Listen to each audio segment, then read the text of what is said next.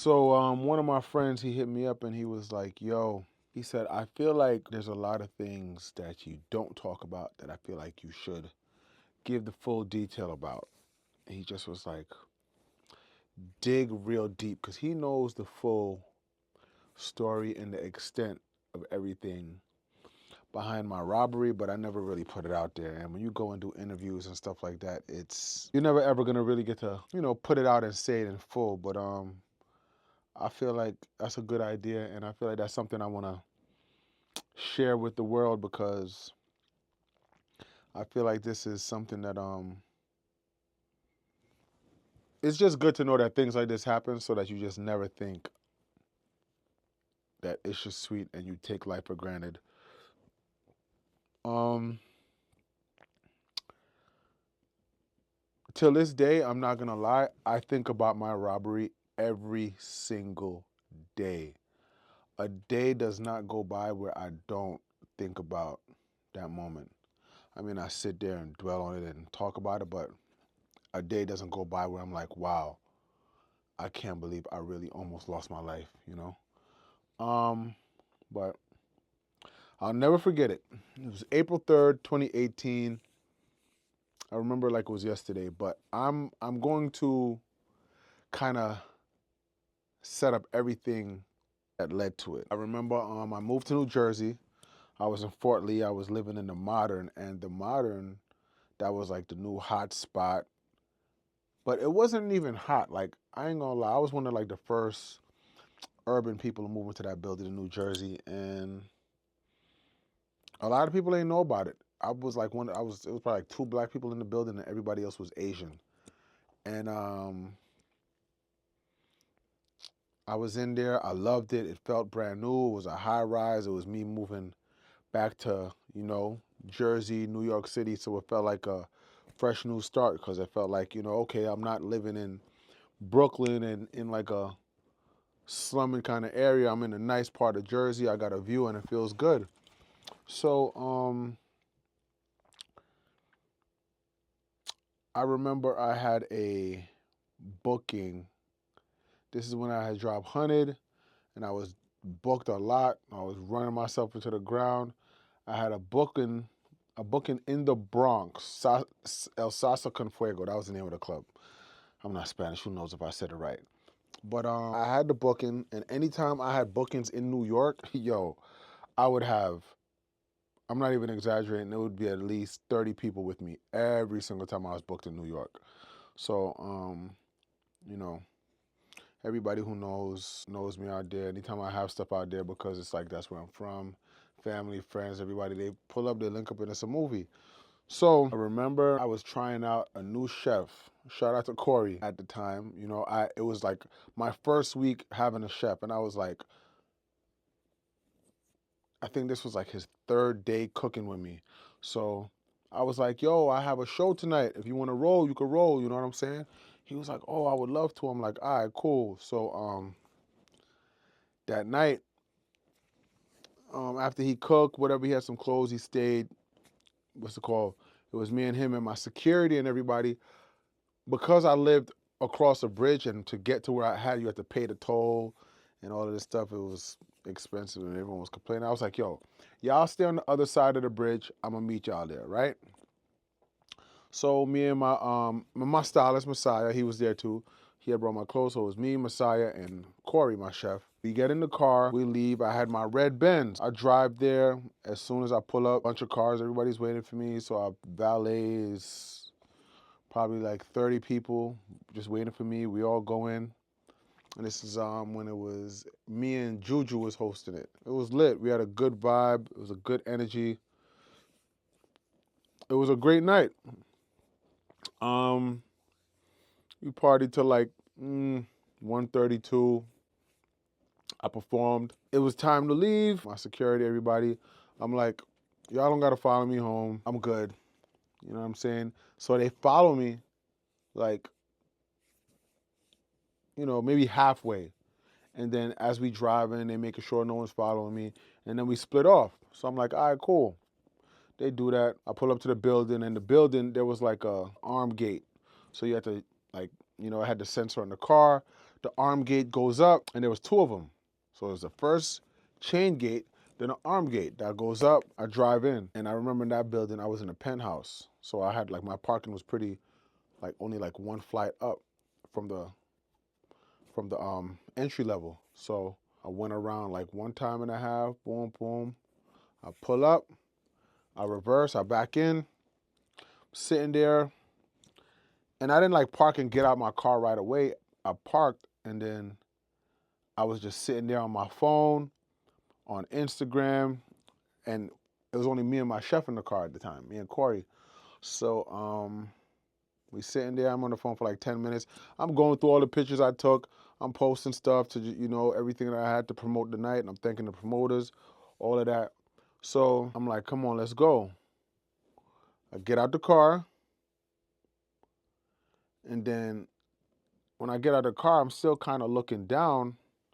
And then I'm like, all right, I put my phone down, and then I look up, and then I just see two dudes, two small dudes, and they had guns pointed at me. No, one had the gun out. I saw the gun, and the other one, he had his like hand in like his jacket, but pointing as if there was a gun in there. So I'm assuming they both got guns, because I saw the first guy with the gun, and he just was like, yo, give me everything. Give me everything.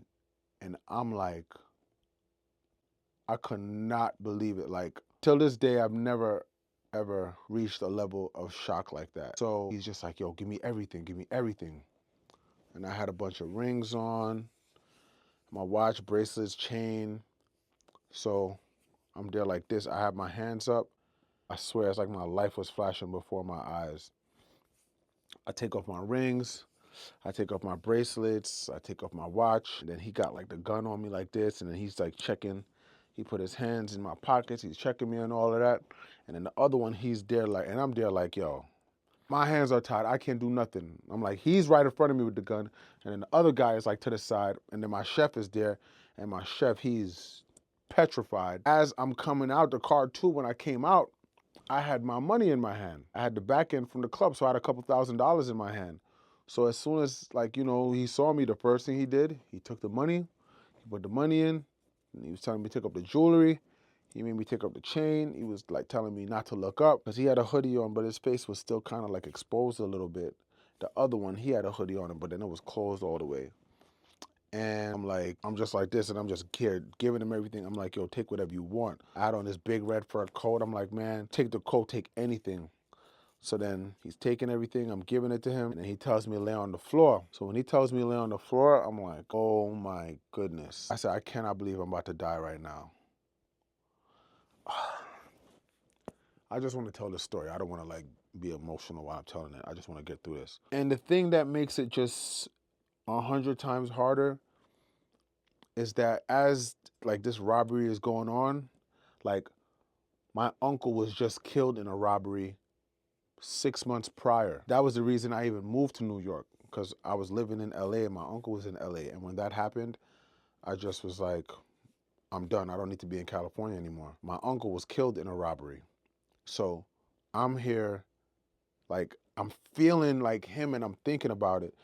And then I'm laying on the floor with my head down. And then the other guy comes, and then he snatches the, I had an earring. He snatches the earring out my ear. And it's so crazy, because it's like these people be like risking their freedom and risking their lives for certain things. Like the earrings I had on, like all my jewelry is real. But my earrings at that time, they just were some fake earrings, because I kept on buying, like I had bought some expensive earrings before and I lost them, and I was like, yo, you know what? I'm not buying expensive earrings and grills. I kept on buying grills and earrings and losing them. I was like, yo, I'm gonna just get some whatever, gold with some just a big glass rock in it or whatever. So it's like, boom, you snatching a fake freaking cubic zirconia out my ear at the time. And he kind of like did that and backed up, but I didn't really look to see what was going on. So when he told me lay down, it's like I felt him hovering over the back of my head with the gun. And I'm just laying there with my face down in the ground. And I'm like,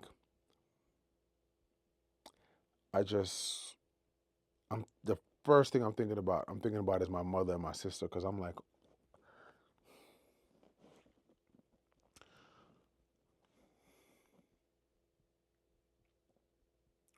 I'm like, damn, I cannot believe my mother and my sister are gonna have to hear this type of news.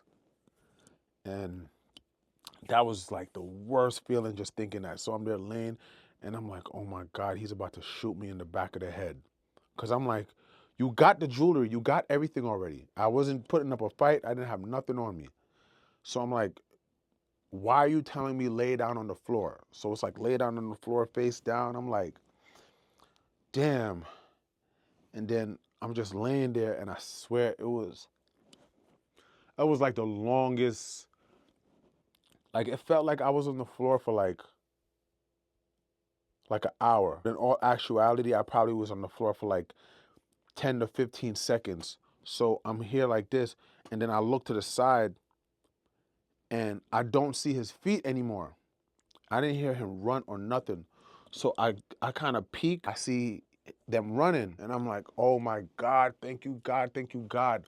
I get up, I run for dear life to the door, and I'm so glad like they didn't take my keys because you needed a key fob to get into the building. So I swipe, I get in, and when I tell you, I jumped down those steps, like the steps, each flight of steps was like probably 20 flights. I'm not exaggerating. I jumped from the top of each step. Boom, 20 flights. Boom, 20 flights. Boom, because it was like a 1, 2, 3, 4. You had to go up like 4 flights of like these steps, but there was an elevator, but I wasn't waiting for the elevator. So I went to the steps and I was jumping, jumping, jumping. I run, I'm running, I'm running. I get into the lobby because the parking lot was separate from the lobby entrance. I get in and I just start screaming because I know there's a front desk. I said, call the cops, call the cops. And the guy at the front desk, he kind of was like, he kind of was dozed off because you know these overnight security, they be there and then it's like, they're there, they collect and they check, but they're not really there monitoring everything. So I'm like, call the cops, call the cops. And he looked like he woke up, and the way he looked when he heard me scream, he was like, I said, call the cops, call the cops. He was like, huh. Like he picked up the phone, he called the cops, and I'm just there like this, me and my chef. I'm like, oh my God. I'm just shaking, I'm just looking, I'm like, yo, like, I'm just like, yo, thank God. I'm like, I'm okay. There was nothing on me. And he calls the cops. The cops got to the building in less than 5 minutes because where the building is too, it's so crazy. And that's why it's like, I don't be understanding like why criminals do certain things. Where the building was, it was right by the bridge police, the George Washington Bridge Police, the Fort Lee Police, and then the NYPD is like right across the bridge. So the police come, I'm like, yo, they had guns, they just robbed me, and then he said, what were they driving? I said, I don't know. I said, they robbed me while I was parked by the car. He was like, there's a high-speed chase going on right now. And I'm like, what? He was like, a black Escalade blew through the toll and the police went to pull him over and the guy kept driving. I'm like, oh my goodness. I'm like, that has to be them. They said, and so I'm there and the cop is there like this. So as the chase is happening, the cop is there listening, and he's like, okay, and he was like, they're getting chased right now, and I'm like, oh my God, I'm like, yo, they're about to get caught. They're about to get caught. So he's just like waiting to tell me stuff as it happened. He's like, he said they just crashed. He was like, okay. He said 3 guys just hopped out on foot and they're running. I'm like, oh my goodness. And they're like, okay. Then from where I was, like across the water, I saw the helicopters, I saw the sirens, I saw everything. So he's like, okay. He said they caught somebody. I'm there like, oh my, I was like, yo, when I tell you, God, wow, like I have favor. I'm like, oh my God, yes. And then at that time, I was being very like, I was kind of being small-minded. I was like, oh yeah, good. I was like, yeah, get my jewelry back. I want my jewelry back. And then I wasn't even thinking about like anything else. So the driver and the 2 people the 2 people who came to do the robbery, and then there was a driver outside waiting for them. And they crashed. They all split up and ran. So one person gets caught. The one person who got caught was the person who didn't come upstairs to do the robbery. That person was the getaway driver. So I'm like, okay. They're like, all right, you're gonna have to come to the precinct. I'm like, okay. I go to the precinct, I give a report. And that's why till this day I gotta give a big shout out and thank you to Juju. Juju came and she just was there as a supportive friend. You know, me and her, we was on the show Love and Hip Hop together. And I know when people watch the show, they thinking everything is more than what it was. But me and Juju, honestly, we were great friends. And I will never, ever, ever forget how Juju was there for me in one of the worst times of my life, if not the worst times. And we were at the precinct. A couple of my friends, they came, they met me. I gave the statement, and then I went back home. I had like family, friends, everybody's just there, and I'm just in the house, and I'm just in utter disbelief and shock like just all day. And then what makes things worse, this was when I was on a crazy promo run that week. I had Angie Martinez. I had to do the Angie Martinez show. Me, I'm the kind of person, honestly, when I like, you know, agree to do something, I'm not quitting, I'm not rescheduling, and I'm not gonna no show. I could not do the Angie Martinez interview. I'm like, man, my record is hot right now. Like this, my meat pick had leaked. I'm booked Thursday, Friday, Saturday, Sunday. I'm like, man, I cannot not do it. So I go to the Power 105 station, and I get in the building, and it's so crazy. This was the first day. This was the first time I ever met Amada. Amada was there, but I didn't know her like that. I just knew she was on the show. We met, you know what I'm saying, and we took a picture. And I know everyone's looking at me, and they're like, damn, what the hell is wrong with this guy? Because nobody knew it had happened. And then I just was like, you know, just trying to push through. And then when I got on that Angie Martinez, like when I got in the seat, like Angie's looking at me, and she's like, damn, what's wrong with you? And I just was like, I just got robbed at gunpoint. And she's like what? Like just now? And I'm like, yo, Angie's show was in the morning. This thing happened like 2, 3 in the morning. I didn't sleep. I'm up all night at the precinct talking to police officers and all of that. And I did the interview. You know, sometimes, you know, I don't usually have regrets, but I wish I didn't do that interview. I wish, because even I remember somebody from another station, they was like, damn.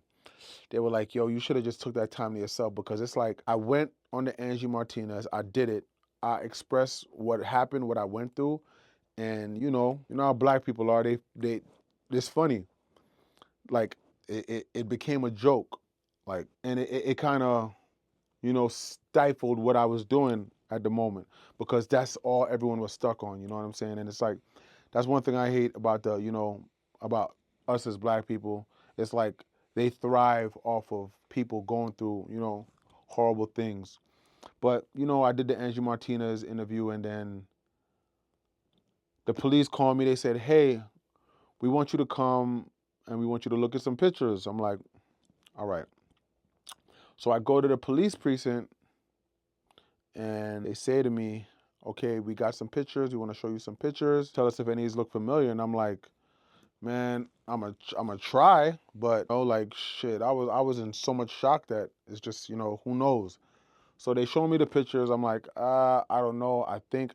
And then he was like, okay, I'm gonna say some names. But then he says a name, and the name he said, I'm like, yeah, I'm like, I know that name, but I'm like, that's somebody that, you know, I grew up with. I'm like, nah. They were like, well, this person, that's who got caught as the getaway driver. When I tell you, my heart and everything just sank to the ground. I said, what? They were like, yeah, this person was the driving the car. And I'm like, I just couldn't believe it. So the actual armed robbers weren't the ones who got caught. The person who set it up, who was the getaway driver, he's the person who got caught. The armed robbers, they left their IDs in the car.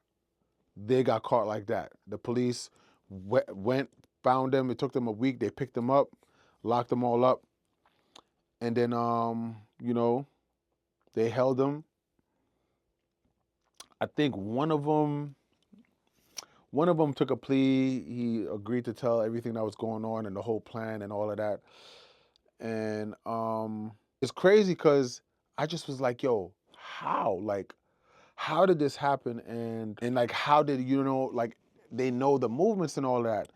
So a few days later, they were like, hey, can you bring your car to the precinct? I'm like, okay, I'll bring it. I bring my car in. They put it on a lift, and it's like they knew exactly where to go. They were like, I think there's a tracking device on your car. I was like, what? They were like, yeah. They put the car on the lift. They went up behind the rear driver's tire. He pulled back the like flap. He put his hand in, boom. And he pulled out a t-shirt. It was tied up, balled up. He opened the t-shirt up, and it was a black GPS tracking device in it. I was like, you gotta be kidding me. He was like, yeah, this tracking device has been on your car for about 2 weeks. I said, what? He was like, yeah. I'm like, oh my God. And then it went from people saying I set it up as an insurance claim, and I'm like, I don't, that is just the most ignorant thing ever. I don't need to do that. That doesn't help me in any way. It's crazy because you could look out for people, and people could always want to just point fingers at whoever they want because they just feel like, hey, this is what's right because somebody said this. But it's crazy, like the person who set everything up is somebody that I had him kind of be an assistant on a world tour. I remember he had gotten shot. I think he got shot like 5, 6 times. I flew him out and said, yo, come live in Cali, get out of there. They're gonna kill you if you stay there. And a couple years later, this is the same person who sets me up. It's crazy, and now that's why like I move the way I move, just as far as just being aware of my surroundings, controlling who's around me. If it doesn't make sense, I'm not gonna be somewhere where that doesn't make sense to be at. Why too, man? Sometimes you can't just approach and just come up to people and just anyway, because you just don't know what some people have been through. Like me now, like if it comes to like parking garages, parking structures, and stuff like that, I just don't do it. Like if I'm gonna do it, it gotta be like I'm coming through and it's looking like I'm with the SWAT team. But um, it just makes you very, very wary and leery. And honestly, I'd rather be like that than just thinking that it's just sweet and nothing could happen, because that just showed me that it could happen to anybody, anytime, anywhere. Like a tracking device was on my car. I had no idea. Um, and then when this whole thing got taken to trial, because it did have to go to trial, um, everything came out. All the text messages talking about me, pictures of me with my jewelry, pictures showing how much certain things were worth. And it's like, in this day and age, like if you're somebody who's watching this, it's really not worth it. Like, it's really not worth it. You're gonna get caught. If you get away with it on the spot, you're gonna get caught later on. Like, so if you care about your family, your kids, your girl, if you a playboy and you want to be able to see girls and deal with girls, it's like, why jeopardize and risk your freedom? And it's like, I forgot the time, but I think, and it's like, in Jersey, Bergen County, they don't play. Like, you know what I'm saying? I think the time one of them got like, I think one got 25 years and 20 years. Like, the time is football numbers. And it's like, it's not worth it. For what? Envy, jealousy, greed. Oh, there's way better ways to try to figure life out. I've been up, I've been down, and I've never thought, okay, yeah, this is what I'm gonna do. I'm gonna put on a hoodie and a mask and a gun, and I'm gonna go. It's not worth it. Like, it's really not. Because even when people who are like you doing these robberies, the things you're getting or the money you're getting back for it, like what is it? It's gonna last for a couple of days, a couple of weeks. It's not worth it. But that, ooh, telling you, that day I feel like my uncle was with me. Could you just imagine though, like laying down, you're in a parking lot, 2 o'clock in the morning, face down, and somebody is over you like this with a gun pointed at your head. You don't know this person from a can of paint. And you're like, damn, this person's about to kill me and get away with it. And then it's like, I thank God that didn't happen. But then it's like, okay, they got caught for the robbery. If it would have gone that extra mile, you would have got caught for a murder. So it's like, it's just a lose-lose situation, and it's just really not worth it. I've never been an envious or jealous person. Like, what's for me is for me. I'm so grateful to be here, and that's why people be like, damn, you be living your life. You don't care what people say. I don't, because in the snap of a finger, you can really not be here. And I do not take none of this for granted. I don't take sitting here being able to speak for granted. I don't take getting up. I don't take breathing. I don't take walking. I don't take nothing for granted, because there's people out there who did not wake up today. There's people out there who woke up in jail. They can't get in their car and drive and go get food, go to the gym, get on a plane and go to a tropical island. It's crazy too. And with the person who had set everything up too, it's like he used to talk to my sister. So it's like sometimes I'll be making jokes with my sister, and it's like, but that's just to show you how close everything was. You know, the people that you know for the longest since childhood, sophomore in high school. What's that, like 16, 22? Yeah, like what? 20 years plus. Yeah, man. But you know, I just want everybody out there, and like y'all see everything that's happening. Like even with this whole Little Dirk situation, I don't really fully understand it. I don't know it. Nobody does. But still, to even be a part of that, and then now you potential to like lose a lot of your years of life and your freedom to jail. It's just showing that crime and just all that, it just don't pay no more, and it's just not worth it. There's a lot of people out there who, it's like when you get money, they just want to just say, hey, I want to pay to do this, I want to pay to do that. And I'm telling you, I'm in this circle, and I've been around, and I've heard conversations of people who, oh, word, okay, this is what's going on, I bet. Look, I'm gonna give such and such some money. Yo, look, go take care of that.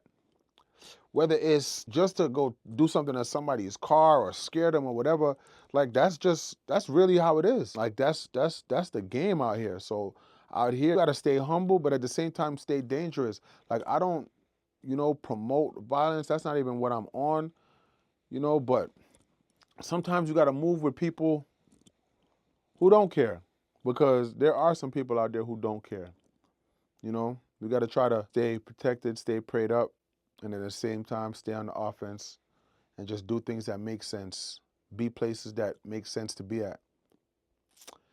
But yeah, I'll never forget it. April 3rd, 2018. Anytime I think about it, and it's just so crazy. I think about what my uncle must have went through or had to endure in his final moments. I'm gonna do a video talking about that entire situation separately, because I recently went to his mausoleum, the cemetery, for the first time since he was buried in 2017, and I felt his spirit there. So I'm gonna talk about that whole situation too, because that whole story, even my story, this could be a movie, this could be a book, story about my uncle, that too. But I hope you sat here and I hope you listened to this story, and see, the light just went off. That means it's time to go. But give thanks, stay prayed up. I'm grateful and I thank God every day. I love y'all. Straight.